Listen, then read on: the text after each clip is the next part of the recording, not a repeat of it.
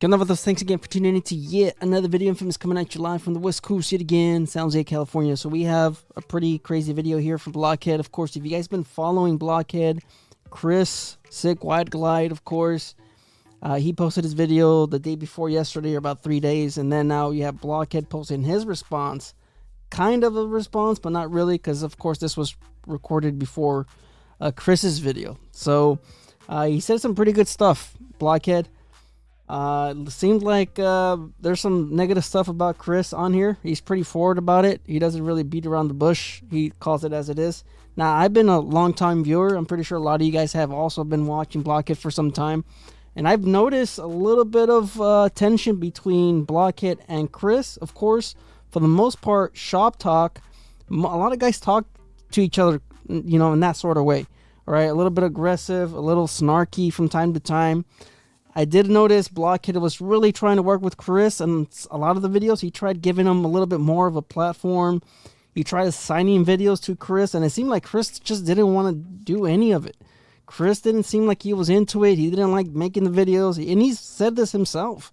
He doesn't like doing the videos. He doesn't like doing the content. It really bugs him. There's been a few times where Blockhead was trying to learn something from Chris, and you know, Chris was just kind of blow him off, kind of like telling him, you're a content creator or something along those lines. You're just an influencer. You don't know this sort of stuff.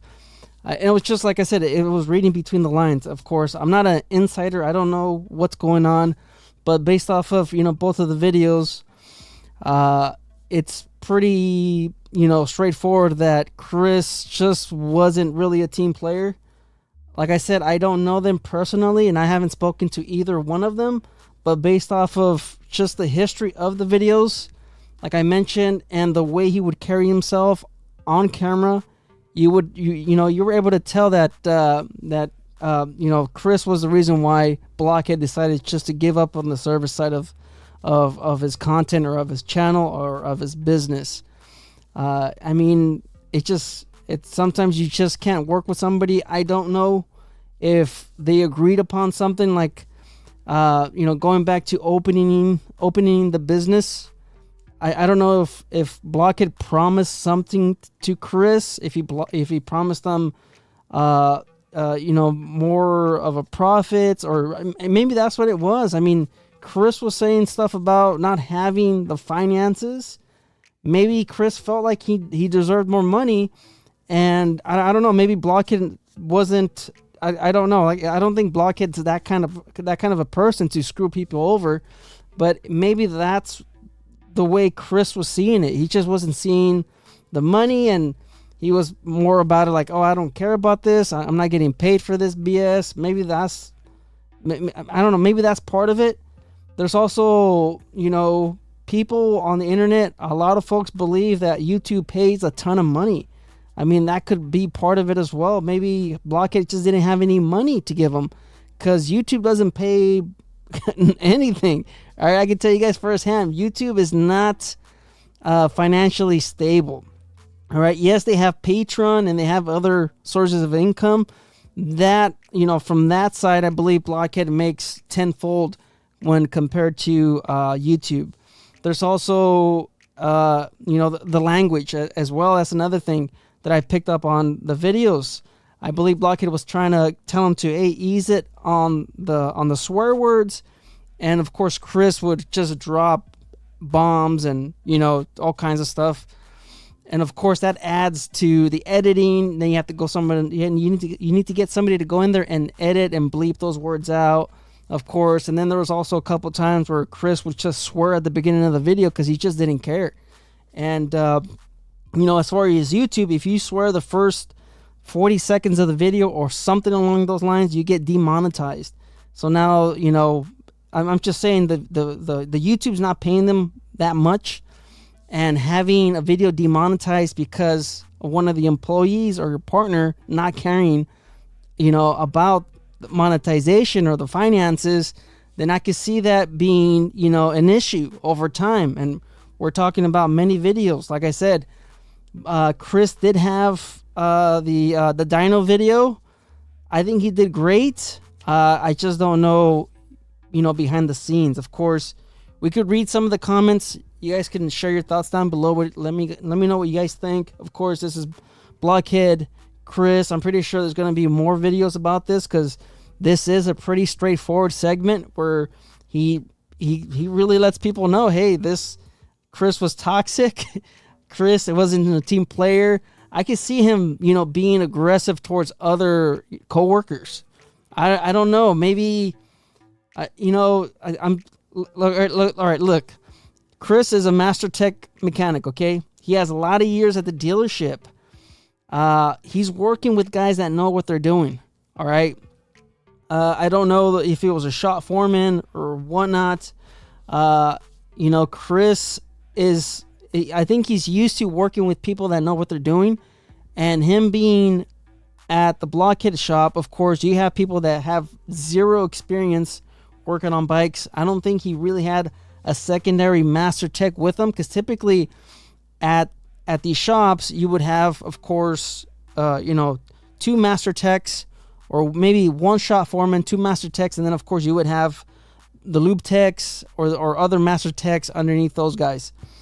Like I said, maybe that was another issue with Chris. He got sick of everybody asking him, hey, how do you do this? How do you do that? Or maybe they were second guessing him, and there could be a ton of different possibilities. So you guys can let me know in the comments. Let's read some of the comments on the video. All right, so here's the first comment. Forget the mechanic, which is Chris. The real kiss of death. The real kiss of death is being your finance wife's employer, especially when you're the owner. Can't wait for that episode.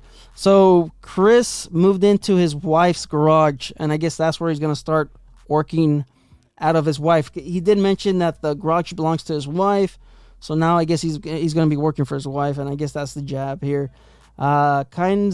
Maybe that's a typo. Kind of seems like someone did something bad. I have 3 close buddies, and 4 of us ride together and talk motorcycles constantly. I'm not going to read that one. That was too long. Appreciate you explaining things. You didn't have to do that, but it shows that you're a class act. Looking forward to seeing the new direction. Looking at also Ryan Cruzy, he also started on the service side of the motorcycle industry. Now, I believe he has completely shut down his service side, and he's now focusing on developing parts, kind of like what you see with Trash and Supply.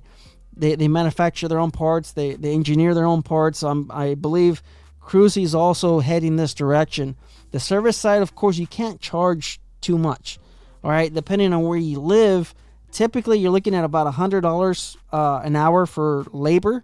If you're at a dealership, some of the dealerships, like my dealerships, they charge $160 to $180 an hour.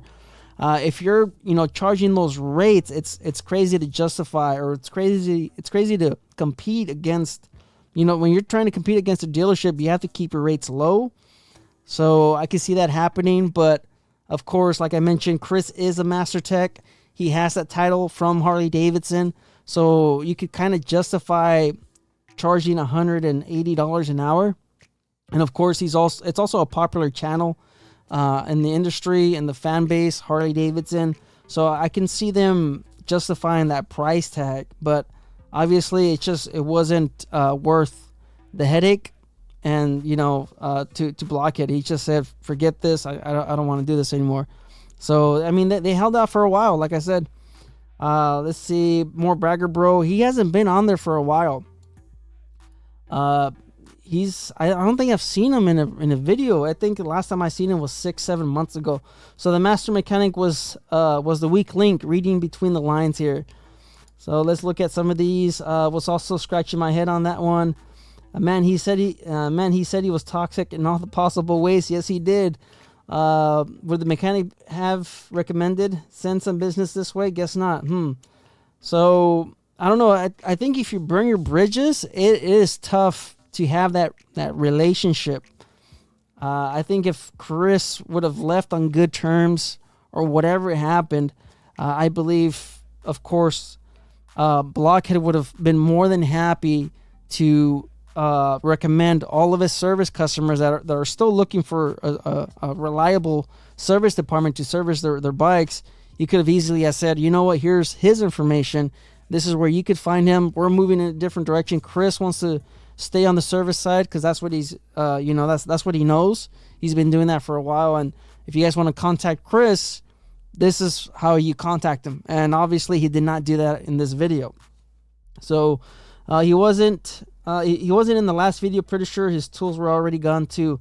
Kind of sounds like they didn't necessarily want to close the service side. This is exactly what I'm saying. Sounding more like he had to close because they no longer have the mechanic. All right. I mean, he has, I believe he had the apprenticeship, but he's actually at Harley-Davidson getting his certificate or his master tech. So who knows if he's coming back. I believe his name is Vinny, right? You guys remember? I'm not entirely sure. You guys can let me know in the comments. You do you, brother. You've been such a positive presence in the community, and I trust you will continue to do so. I wish you the best and will gratefully follow you. Good luck, brother. And of course, Blockhead, appreciate you, Russ. Here we go. You're not going to reply to this based what you're saying and how you said it. You're pointing the finger at a person who is gone. It doesn't mean that that's what happened, but if you have ever worked in a big companies, we've all heard that dancing around subject before. I appreciate your feedback and understand your perspective. To maintain professionalism and respect, we have chosen to share every detail, not to share every detail, as doing so would not be appropriate. At the same time, I feel the need to address some of the criticism we've received as we stand by the decision we made. A decision I believe most would make in our position. I respect that not everyone will agree, and that's okay. So basically, he's just saying, hey, if anybody was in my shoes, you guys would have done the same. So the video is getting close to the 15-minute mark. There's a ton of comments, and they're all pretty much the same.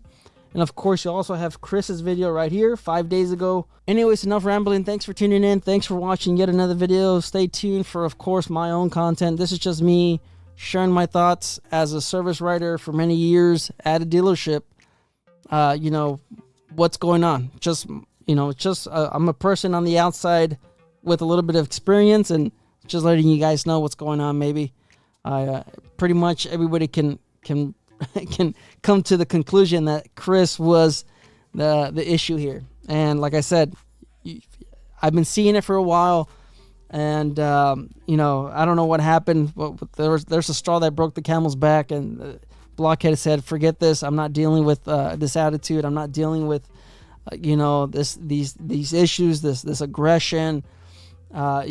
Chris, he is a little bit of a short-tempered type of person, but maybe he demands perfection from his team, and like I said, this team's not really I don't know. You guys can let me know in the comments. Enough rambling. Let's get out there and ride. Later.